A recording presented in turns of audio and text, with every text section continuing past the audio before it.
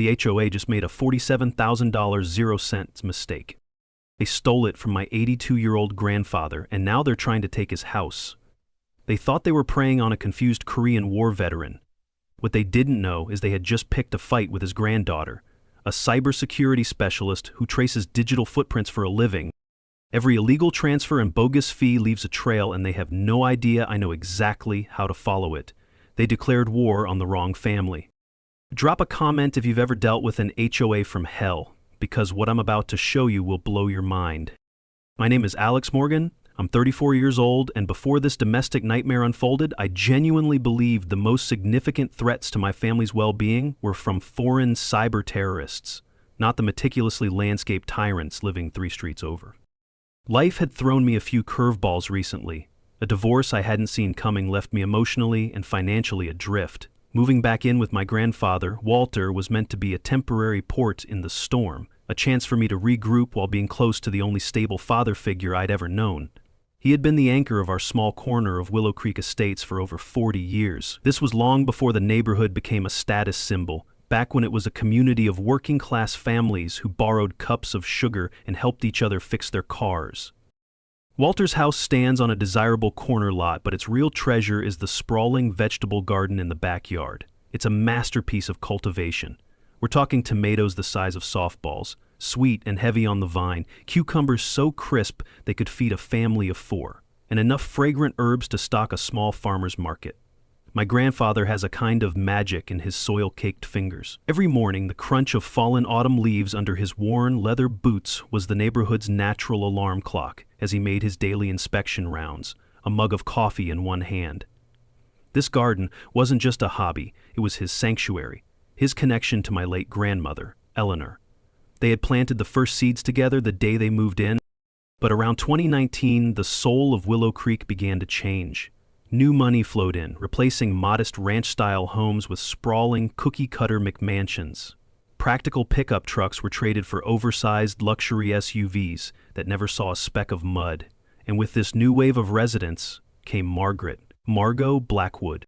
Margot is a high-powered real estate agent who speaks of protecting property values with the fervent zeal of a televangelist talking about salvation. At 52, she sports blonde highlights that likely cost more than my monthly car payment, and a smile so dazzlingly artificial it makes you instinctively check your wallet. She purchased the largest new build on Maple Street and immediately began her campaign of neighborhood reorganization. "We need standards," she'd proclaim at her impromptu coffee gatherings, held on her perfectly manicured lawn. "We must protect our investments from decline." 6 months after her arrival, Willow Creek Estates had its first ever homeowners association.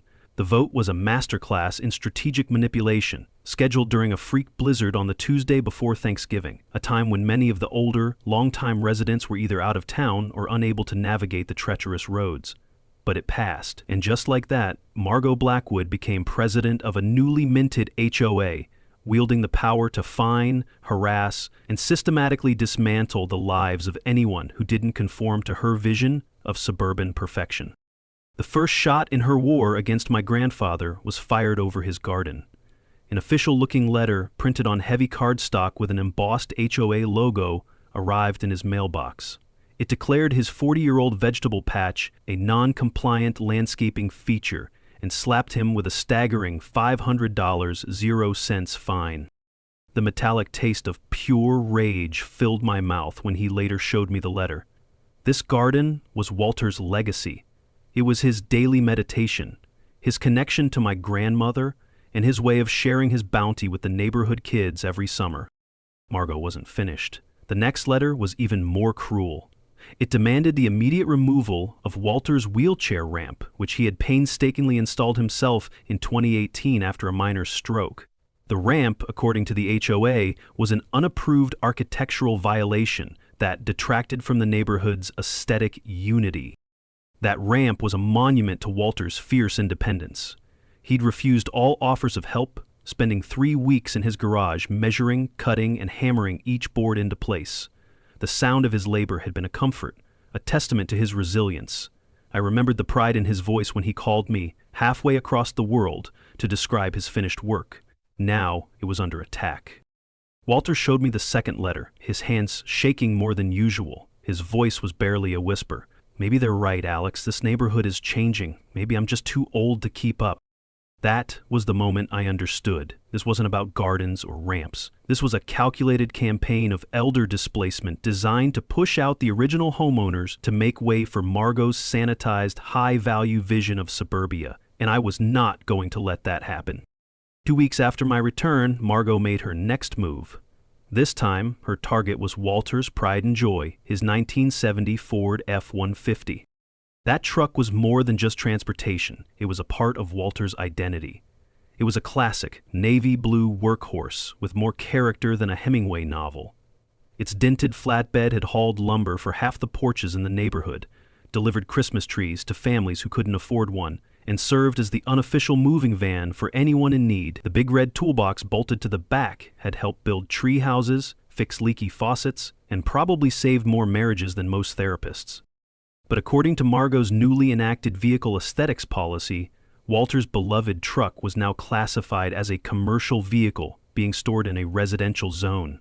The punishment was a fine of $200 per day until it was removed from the property.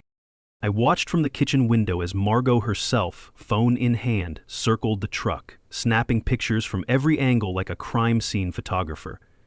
The distinct smell of diesel exhaust mingled with the scent of fresh-cut grass as Walter, oblivious, started the engine.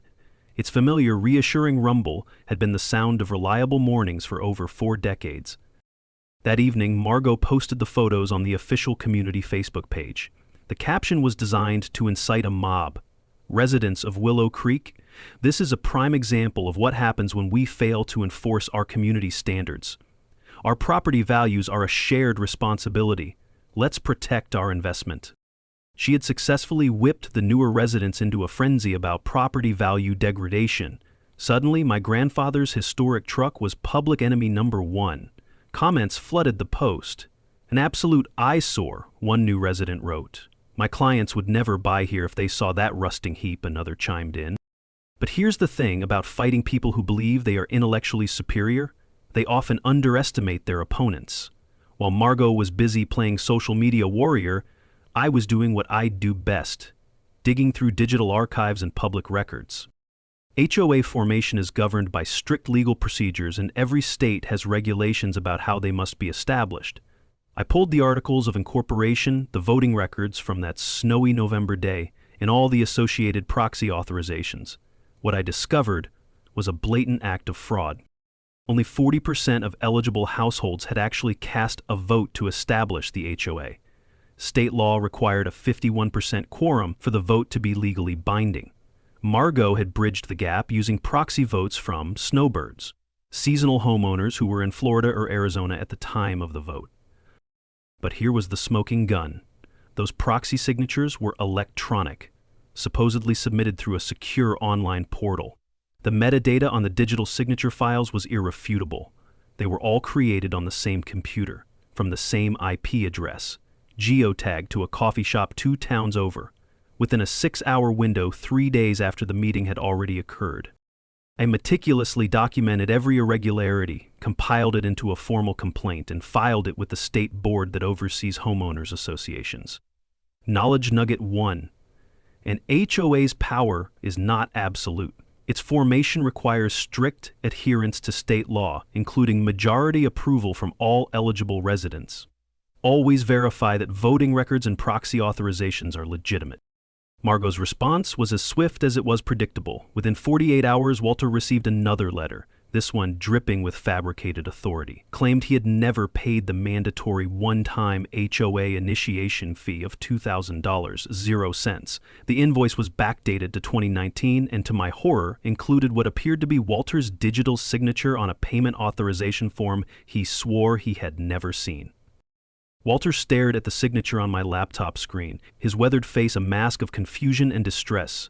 "Alex, I've never signed anything electronically in my life. I wouldn't even know how to do that." That's when the first chilling pieces of a much larger, more sinister puzzle began to fall into place. Someone hadn't just been harassing my grandfather. They had been stealing his digital identity. And I was about to find out just how deep this rabbit hole went. Margot's next assault was cloaked in the guise of public safety, An anonymous complaint was filed with the HOA about the structural integrity of Walter's roof. This triggered an immediate demand for a professional roof inspection, costing an estimated $15,000 (0 cents) to be completed within 30 days. The penalty for non-compliance was $500 (0 cents) per day. The entire situation reeked of a setup from the moment Margot arrived with her hand-picked inspector. He was a shifty-eyed man in a wrinkled polo shirt who spent more time glancing at his phone than at the actual roof. "Excuse me," I said, standing in the driveway with my arms crossed, blocking his path. "I'm going to need to see your credentials." He looked flustered, patting his pockets before fumbling around in his beat-up truck. He eventually produced a flimsy business card that looked like it had been printed at a gas station. Blackwood Inspection Services, the same last name as Margot. What a stunning coincidence. "And your state contractor's license number?" I pressed. More fumbling. His confidence was visibly evaporating. "I'm still waiting for the new license to come through from the state, a renewal." I pulled out my phone, my expression unyielding. Right there in front of him, I called the state contractor licensing board. 2 minutes and a very helpful state employee later, I had my confirmation. No such company as Blackwood Inspection Services was registered in the state. No license application was on file under his name, and performing unlicensed inspection work for a fee was a Class C felony. The smell of his nervous sweat mixed with the rich, earthy scent from Walter's compost pile. I watched with grim satisfaction as he packed up his fake clipboard and slunk back to his truck, defeated. By the end of the week, I had hired a legitimate, bonded and insured structural engineer. He spent 3 hours on the property and gave Walter's roof a glowing review. The house was as solid as the day it was built, which was no surprise considering Walter had helped pour the foundation himself back in 1983. But Margot was a master of the pivot.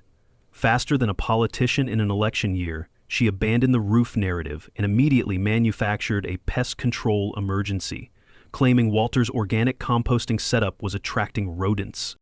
A new HOA letter arrived, this one featuring grainy photos of what they claimed was a rat infestation caused by unsecured environmental hazards on Walter's property. There was just one problem. The photos were laughably obvious stock images downloaded from the internet. I could literally see the watermark from a photography website in the corner of one picture. Walter's compost pile, a source of pride for him, smelled exactly as it should. A healthy mix of coffee grounds, vegetable peels, and the sweet promise of next year's garden. The only rats in this neighborhood were the two-legged variety. The fine for this imaginary infestation? A cool $5,000. That's when our first ally emerged. Evelyn Patterson, a 78-year-old retired school teacher from down the street, knocked on Walter's door. Evelyn was the kind of woman who noticed everything and forgot nothing. She carried a manila folder as thick as a phone book. "Alex, honey," she said, settling into a chair at Walter's kitchen table, her eyes sharp and intelligent. "I've been documenting every single thing that woman has done to the seniors in this neighborhood for the past 6 months. What's happening to Walter is just the tip of the iceberg." Evelyn opened her folder and a clear, disturbing pattern emerged. She had compiled a dossier of systematic harassment targeting the community's elderly residents. The Johnsons on Pine Street had been hit with the same bogus roof inspection scam. The Washingtons, a couple in their 80s, had received identical pest control citations for their bird feeder. Every single case involved seniors who lived alone, had limited family support, and were not comfortable with modern technology. Knowledge nugget 2. When an HOA demands costly inspections or repairs, always demand the contractor's state license number and proof of insurance. This information is public record and can be easily verified through state-run databases.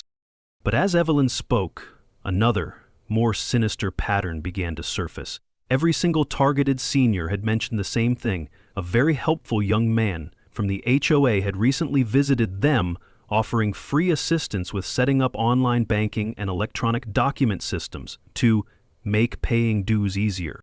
The same young man who had helped my grandfather just 2 months before I returned from my deployment.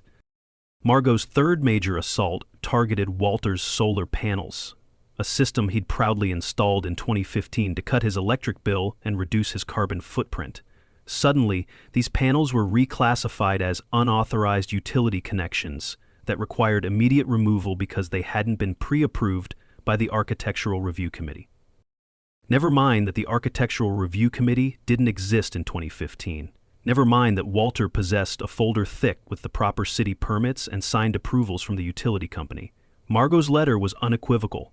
The panels had to come down within 30 days, with escalating fines of $1,000, 0 cents per day for non-compliance.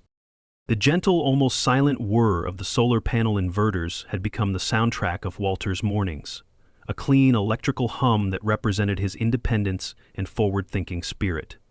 Now Margot wanted to silence it.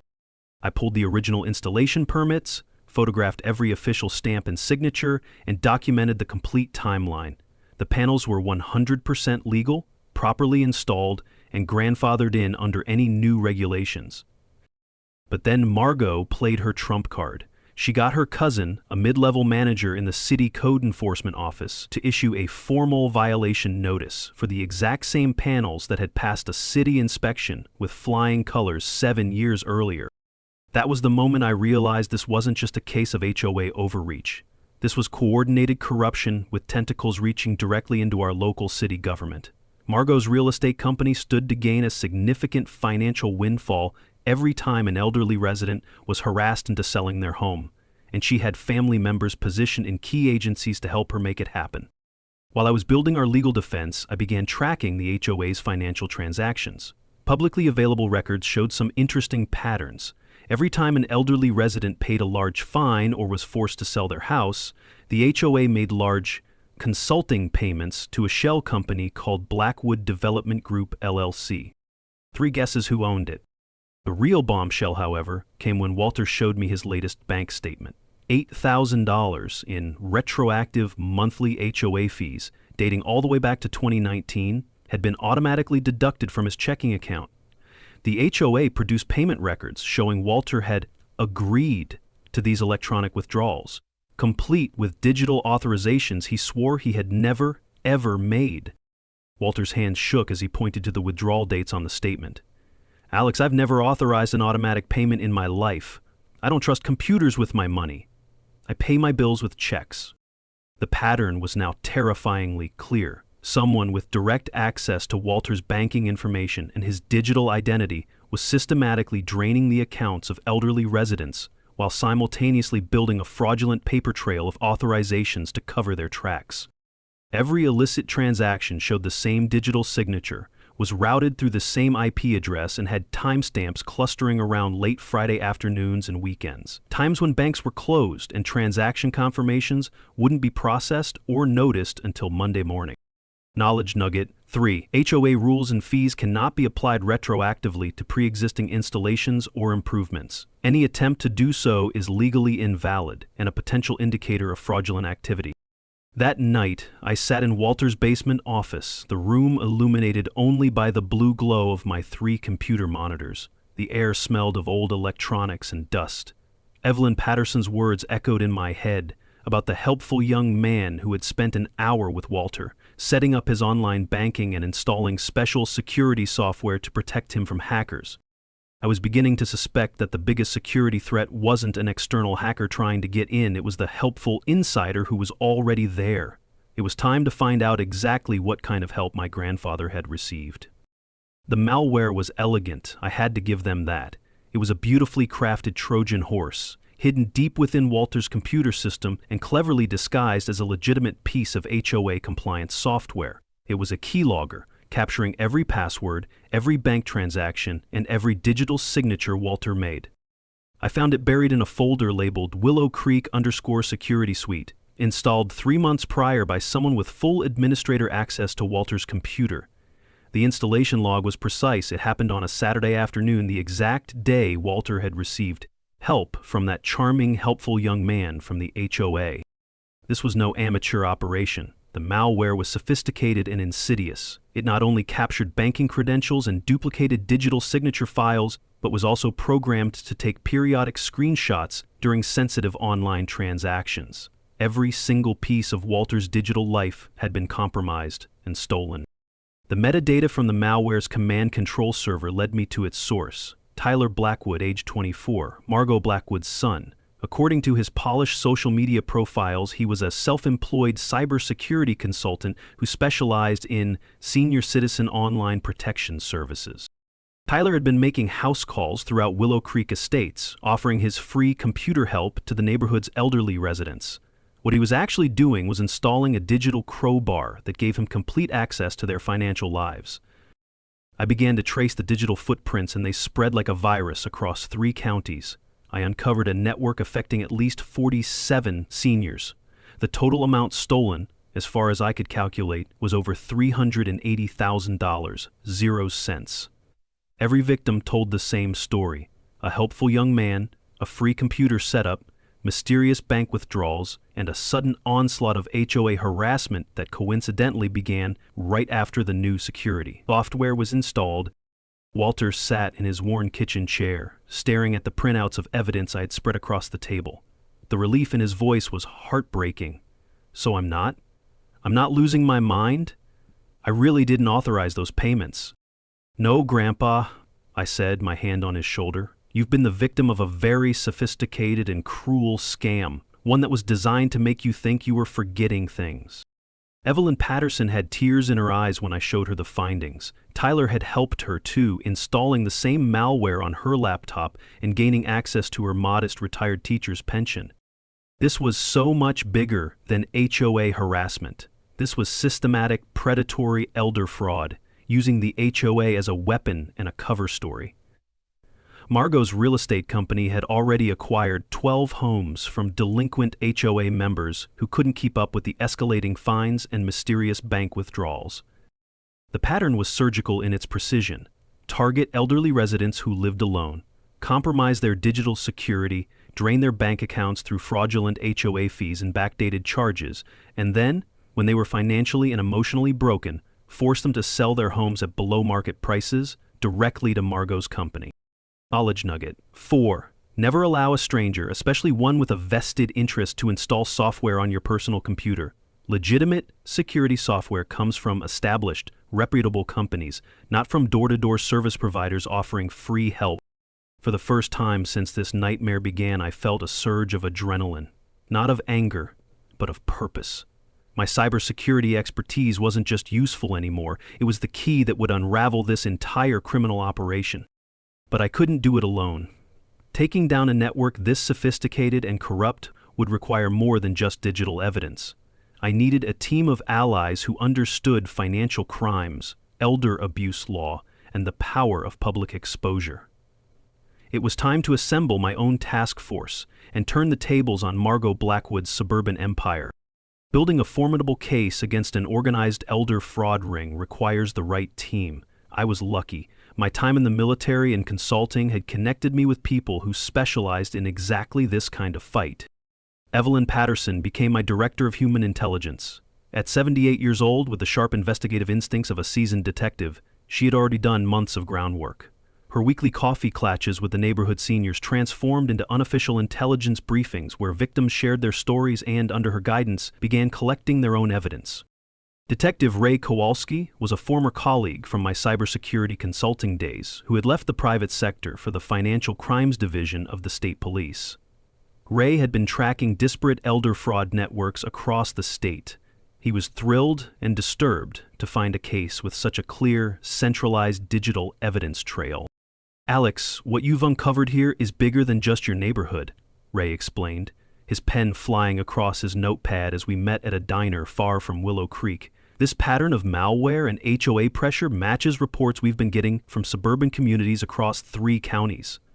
Tyler and Margot aren't working alone. They're part of a franchise." Marcus Webb was our legal powerhouse, a fierce civil rights attorney who specialized in elder abuse cases and, more importantly, RICO violations. When I laid out the evidence, the coordinated action, the shell companies, the wire fraud, his eyes lit up like it was Christmas morning.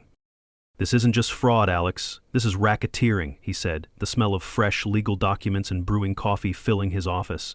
"We're looking at organized criminal activity using a legitimate-seeming entity, the HOA, as a front. We can go after them under federal law. That means asset forfeiture and treble damages." Jennifer Santos, a sharp, tenacious investigative journalist for the local TV station, completed our team. Jennifer had been reporting on HOA abuse stories for years and knew exactly how to time media exposure with legal action for maximum impact and public protection. Our strategy was a 3-pronged assault. 1. Legal action. A massive civil lawsuit and coordination with law enforcement to stop the fraud, recover every stolen dollar, and dismantle the organization. 2. Media exposure. A carefully timed investigative report to expose the scam, protecting other potential victims across the state. 3. Law enforcement. A coordinated takedown with state and federal agencies to ensure the criminal charges would stick. Marcus explained our legal leverage. Pattern evidence in fraud cases like this is incredibly powerful. Instead of 47 individual cases, we're framing this as a single criminal conspiracy. The RICO statute allows us to sue for triple the actual damages, plus all attorney fees. Ray outlined the digital forensics. Every electronic transaction leaves metadata. Tyler's malware, in its arrogance, kept detailed logs of every keystroke, every password, every bank transfer. He essentially created a perfect time-stamped confession of his own crimes. Jennifer planned the media rollout. We hold the story until the arrest warrants are served. The moment they're in custody, we air the investigation. The public exposure of the scam will be immense, protecting countless other seniors from falling victim to similar operations.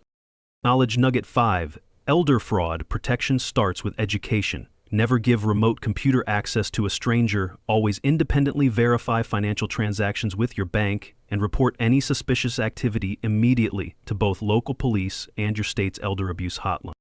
Our technical plan was elegantly simple. We would allow Tyler and Margot to continue their operation, all while we documented everything in the background. We would spring the trap only when we had irrefutable evidence of ongoing criminal activity. Evelyn organized a senior cybersecurity education session at the local library, a brilliant cover for teaching the other victims how to recognize and report the fraud attempts. 23 elderly neighbors showed up, many carrying laptops that the helpful Tyler had worked on. Every single one was infected with the same keylogging malware.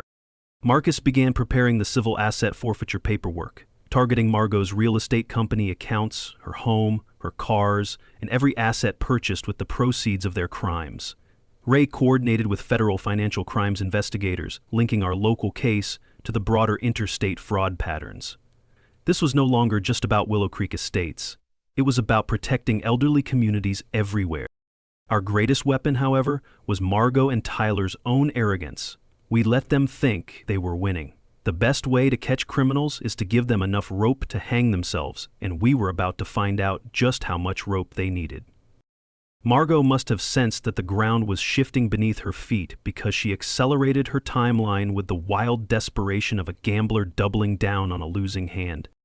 The HOA called a sudden emergency meeting and, with only her cronies present, voted to foreclose on Walter's house within 72 hours. Never mind that a legal foreclosure requires months of due process. Margot invoked non-existent emergency provisions in the bylaws, citing imminent health and safety violations. The proof for these violations materialized the very next morning. The faint, ozone smell of an electrical arc filled Walter's kitchen. Tyler had paid a visit during the night, under the pretense of inspecting the exterior electrical meter. In reality, he had sabotaged the main electrical panel. I watched it all on the high-definition security cameras I had installed the week before. Tyler's face was clearly visible in the infrared light as he deliberately loosened critical wires, creating the very fire hazard the HOA would later use as justification for their emergency condemnation. But Tyler wasn't done. I watched from Walter's living room window as he made his rounds, heading directly for Evelyn Patterson's house, laptop bag in hand, likely planning to install an updated, more aggressive version of his malware. He never saw me coming. Tyler Blackwood, I presume. I stepped out from behind Evelyn's perfectly manicured gardenia bushes as he approached her back door. He nearly dropped his expensive laptop. "I'm sorry, do I know you?" "Oh, we're about to get very well acquainted," I said, my voice calm but cold. "I'm Alex Morgan, Walter Miller's granddaughter. I've been so looking forward to meeting the young man who's been so helpful with our neighborhood's computer security." Tyler's face cycled through several shades of pale as the realization hit him. I'm just here to help Mrs. Patterson with some software updates." "The same kind of software updates you installed on my grandfather's computer?" I took a step closer. "The ones that log every keystroke and bank password?" Right on cue, Evelyn Patterson opened her back door. "Tyler, dear, I've been expecting you, but I'm afraid I won't be needing your computer help today. Or ever again." The acrid smell of fierce sweat mixed with the morning dew as Tyler understood his entire operation had been exposed. He stammered, trying to play it off as a misunderstanding, but the laptop bag full of malware-oded USB drives told the real story. Meanwhile, Margot was pulling her last strings of corrupt influence. The city inspector, her cousin, showed up at Walter's house with an official condemnation notice, declaring the property uninhabitable due to severe electrical hazards, the same hazards Tyler had created less than 12 hours earlier. But here's the beauty of a coordinated plan. Detective Ray was already positioned across the street in an unmarked car, documenting every step of the corruption chain. He had photos, video, and audio recordings of the entire exchange, proving the collusion between the HOA, the city official, and the fraud operation. Knowledge nugget 6. You can legally install security cameras on your own property without providing notice. They are one of the most effective, non-confrontational tools for documenting harassment, trespassing, and other criminal activity. That afternoon, Margot, in a final act of hubris, attempted to intimidate other elderly residents into silence. She went door to door, spinning a tale about Walter's criminal granddaughter who was committing elder abuse by questioning his financial decisions and isolating him. She had no idea that half the neighbors she spoke to were wearing miniature recording devices provided by Detective Ray, capturing every word of her witness intimidation campaign. My evidence package was now complete. We had them on systematic fraud, felony elder abuse, federal computer crimes, racketeering, and now witness intimidation. The only question left was whether to arrest them immediately or let them dig their hole just a little bit deeper. I chose deeper. Sometimes, the most satisfying way to catch a criminal is to let them march triumphantly to their own execution. Margot's final gambit was as predictable as it was pathetic. She filed for an emergency restraining order against me, claiming I was the one elder abusing Walter. According to her sworn petition, I was an unstable, recently divorced military contractor who had forcibly moved in with my grandfather to seize control of his finances and isolate him from his concerned community. The restraining order sought to legally prevent me from accessing Walter's bank accounts, speaking to him about his finances, or attending any HOA meetings. Simultaneously, Tyler launched a smear campaign on social media, posting libelous stories on neighborhood Facebook groups and Nextdoor forums about my questionable military background and a fabricated history of financial exploitation. In his narrative, Walter was a confused elderly man being cruelly manipulated by his greedy, domineering granddaughter. To cap it all off, the HOA scheduled an emergency auction of Walter's house for the following Friday, claiming the imminent health hazards required immediate resolution. Margot's real estate company would, naturally, be handling the sale and had already pre-qualified a list of interested buyers. But every move they made had been anticipated, documented, and countered. I allowed Margot to believe her restraining order had neutralized me. I ceased all direct contact and worked exclusively through my attorney, Marcus Webb. Maintaining the public appearance of compliance, we moved Walter to a comfortable, temporary assisted living facility, a strategic choice that removed him from the immediate conflict zone while ensuring his safety. The antiseptic smell of the facility couldn't mask Walter's heartbreak as he packed a small overnight bag. "Alex," he said, his voice heavy with defeat, "maybe I should just sell the house. I'm so tired of fighting." "Grandpa, this isn't a retreat. It's a strategic repositioning," I told him, using the military jargon he understood. "We're not fighting anymore. We're finishing this. And when it's over, you are going home to your garden." Evelyn Patterson became my eyes and ears, attending HOA meetings and reporting every detail of Margot's increasingly erratic behavior. The pressure was clearly getting to her. Evelyn reported that Margot had started drinking during the day and was making wild accusations in public about outside agitators and criminal conspiracies against her. Detective Ray used the time to finalize the arrest warrants and coordinate with federal investigators. The case had officially crossed state lines, as Tyler's malware network had been discovered in senior communities in 2 neighboring states, making it a federal cybercrime investigation. Marcus completed the massive civil asset forfeiture paperwork and the class action lawsuit documentation. 47 plaintiffs, detailed financial records, and a crystal-clear pattern of organized criminal activity. The case was airtight. Jennifer Santos prepared her explosive investigative report, with camera crews on standby, ready to roll the moment the arrests were made. The story would be timed to air on the evening news, maximizing public awareness and serving as a warning to other potential victims. My final evidence package was a masterpiece of digital forensics. Bank records, malware analysis, wiretapped conversations, video surveillance, and documented proof of coordination between all the players. Tyler and Margot had unwittingly provided enough evidence to convict themselves twice over. But the piece de resistance was yet to come. Margot, drunk on her perceived victory, was planning a celebration at the upcoming annual HOA meeting. She intended to announce the successful removal of problem residents and unveil her grand plans for the neighborhood's upgrades. She had no idea she was about to be the guest of honor at her own takedown. Knowledge Nugget 7. Frivolous or malicious restraining orders can be challenged and defeated with proper legal representation and evidence. In fact, false allegations of elder abuse can dramatically strengthen your position when the real abuse is thoroughly documented. Friday morning arrived with the crisp promise of autumn justice and the sweet, delicious anticipation of watching bullies get exactly what they deserve. The Willow Creek Estates Community Center had never seen a crowd like this. Word had spread like wildfire about the HOA's emergency meeting to discuss the foreclosure. Residents, both old and new, packed the rows of folding chairs, while Jennifer Santos's local news crews quietly set up their cameras in the back of the room. Margot Blackwood stood at the podium, resplendent in a crimson power suit, her blonde hair perfectly coiffed. She radiated the smug confidence of a conqueror who believed she had already won the war. She had charts and graphs projecting property value improvements, and PowerPoint slides detailing her successful community management initiatives.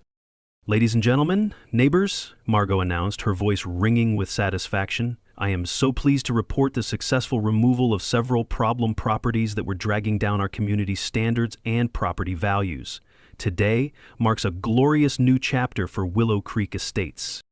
The flash of camera bulbs illuminated her triumphant smile as she clicked to a slide showing an architectural rendering of a new modern duplex on the lot where Walter's house currently stood. That's when I walked through the front door. I wasn't alone. I was flanked by Detective Ray Kowalski on one side and two uniformed federal agents on the other. Jennifer Santos's camera crew swung around to capture our entrance. A collective gasp swept through the room. The murmur of the shocked crowd mixed with the whir of camera motors as every head turned toward us. Margot's confident smile faltered when she saw me, then completely evaporated when she spotted Detective Ray's badge and the federal agents behind him. "Margaret Blackwood," Ray's voice boomed with the unmistakable authority of 15 years in law enforcement, "you are under arrest for violations of the Racketeer Influence and Corrupt Organizations Act, conspiracy to commit wire fraud, and felony elder abuse." Tyler, who had been sitting in the front row, tried to bolt for a side exit but found his path blocked by two more agents who had been waiting for exactly that move. The sharp metallic click of handcuffs snapping shut echoed through the suddenly silent room. "But first," I said, walking calmly to the front of the room as Ray read a stunned Margot her Miranda rights, "let me show this community what's really been going on in Willow Creek Estates." I connected my laptop to the projector. The image of the new duplex was replaced by irrefutable evidence, bank records showing $380,000, 0 cents, stolen from 47 elderly residents, screenshots of Tyler's key-logging malware capturing passwords in real time, and the crown jewel, audio recordings of Margot on the phone with a potential buyer discussing her strategy of cleaning out the old folks to make room for more profitable property. The HOA was never about community standards, I announced to the packed room and the rolling cameras. It was a criminal enterprise, a front organization, designed to systematically defraud elderly residents and steal their homes. Evelyn Patterson stood up in the front row, her voice carrying the clear, commanding authority of a beloved schoolteacher. "I have personally documented every fraudulent fine, every act of harassment, and every intimidation tactic for the last 6 months. 47 of our neighbors were victims of this organized crime operation." Margot's complete and total breakdown was captured in high definition for the evening news. She screamed about conspiracies, political persecution, and outside agitators. Her carefully constructed facade of suburban elegance crumbled into raw, ugly desperation. "You want to talk about property values?" I asked the crowd as a weeping Tyler was led away in handcuffs. "They're about to go up significantly because this community just proved that bullies, thieves, and predators don't belong in Willow Creek Estates." The mic drop moment came when Detective Ray took the podium again to announce the recovery of the stolen funds. Thanks to the detailed financial forensics in this case, we have traced and frozen over $380,000, 0 cents in stolen assets. Under federal RICO statutes, these funds, plus significant additional damages, will be returned to the victims of this scheme. The sound of spontaneous, thunderous applause filled the room, mixing with the click of camera shutters as residents realized their long nightmare was finally over. But the best moment of all came when my grandfather, Walter Miller, walked slowly but steadily through the front door. He had insisted on being here, leaving his assisted living exile for this moment. The entire room rose to its feet, giving him a standing ovation as he made his way to the front. He took the microphone, his voice stronger and clearer than I'd heard it in months. "Ladies and gentlemen," he said, looking out at the faces of his neighbors, "this is what happens when a community stands together against bullies. And this," he said, turning to wink at me, "is what happens when my granddaughter gets mad." 6 months later, Willow Creek Estates felt like a completely different neighborhood, not because of forced aesthetic conformity or HOA harassment, but because people were actually talking to each other again. A genuine sense of community had been forged in the fire of shared adversity. Margot and Tyler were each sentenced to 5 years in federal prison with full restitution ordered. The HOA was formally dissolved by a state judge, and all its fraudulent fines and liens were declared null and void. The 12 homes that had been improperly seized or sold under duress were, through a complex but successful legal battle led by Marcus Webb, returned to their rightful owners or their families. Walter came home from his temporary residence to find the entire neighborhood had organized a massive welcome home block party. The street was closed off, and the air, once thick with tension, now smelled of barbecue smoke and freshly baked cookies. It was a joyous, cathartic celebration that lasted long past midnight, filled with the sounds of children's laughter and neighbors reconnecting. Evelyn Patterson was unanimously elected president of the newly formed and entirely voluntary Willow Creek Community Association. She accepted the position on one condition, that all meetings must include coffee and her famous homemade oatmeal raisin cookies. Her first initiative was to establish a senior watch program, not to look for burglars, but to educate residents on how to spot and report the kinds of scams that had targeted them. Walter's garden became his masterpiece that summer. Neighbors, new and old, stopped by daily, not to complain but to admire his magnificent tomatoes, to ask for gardening tips, and simply to listen to his stories about the old days. He started a small kids' corner in the garden, teaching the neighborhood children the magic of growing their own food. The sound of their laughter as they pulled up their first carrots became the new soundtrack of the neighborhood. I decided to stay in Willow Creek for good. I resigned my commission and started a local cybersecurity consulting business, specializing in protecting seniors from digital fraud. The demand was overwhelming. It turned out that Tyler and Margot's operation was just one tentacle of a much larger network of elder fraud in the region. Detective Ray and I discovered that our professional partnership translated remarkably well to our personal lives. He proposed to me one perfect Sunday morning, right there, in the middle of Walter's garden, with the sweet smell of blooming tomato plants in the air and the sound of distant church bells carrying on the breeze. But the real, lasting victory was the community initiative that grew out of our ordeal. We established Walter's Warriors, a nonprofit organization that provides free technology support, software installation, and fraud protection education for elderly residents throughout the county. We partnered with local banks, law enforcement agencies, and senior centers to create a model program that has since been adopted by communities in 3 neighboring states. The annual Walter Chen Community Festival, held every September in the local park, now draws hundreds of families. It's a celebration not just of our victory over corruption, but of the resilient power of neighbors looking out for one another. We also established a scholarship fund in my grandfather's name. It sends 2 local high school graduates to cybersecurity programs each year, with one simple requirement: that they spend their summers volunteering their time to teach digital safety skills to senior citizens. It's a beautiful, self-sustaining cycle, protecting the generation that built our communities while training the next generation to defend against future threats. Evelyn's weekly Scam Alert email newsletter has become required reading for thousands of seniors across the county, featuring real-world examples of recent fraud attempts and simple step-by-step instructions for protecting personal information. Last week, I got a call from a community in Oregon. They were facing a eerily similar pattern of HOA harassment targeting their elderly residents. They had seen Jennifer Santos's award-winning news report online and were hoping I could help. I'm flying out next month to help them build their own defense strategy. Walter's morning walks are now a neighborhood institution. The familiar crunch of leaves under his boots signals the start of each new day. His wheelchair ramp, the one Margot tried so desperately to tear down, has been joined by 3 others on our street, as our community has come to embrace accessibility instead of hiding from it. My favorite moment of each day comes in the evening, when Walter sits on that ramp, watching the sunset and waving to neighbors walking their dogs. The sound of his contented sighs mixes with the gentle evening breeze rustling through the leaves of his vegetable garden, the garden that started this whole fight and ended up saving an entire community. You know what I really learned from all this, Alex? Walter asked me last night, as we sat together watching fireflies dance around his tomato plants. Sometimes, the best way to protect what you love is to be willing to fight for it. And sometimes, the most important part of the fight is just remembering you're not fighting alone. The scent of fresh basil and the distant sound of kids playing kickball in the street reminded me why this victory was so profound. It wasn't just about stopping fraud or recovering money. It was about proving that ordinary people, united in purpose, can defend themselves and their community. So here's my challenge to everyone reading this. If you have an HOA nightmare story, share it. Drop it in the comments. Detail the tactics, name the strategies, and let other people know what to watch out for. Every story shared is another family armed with the knowledge to protect themselves.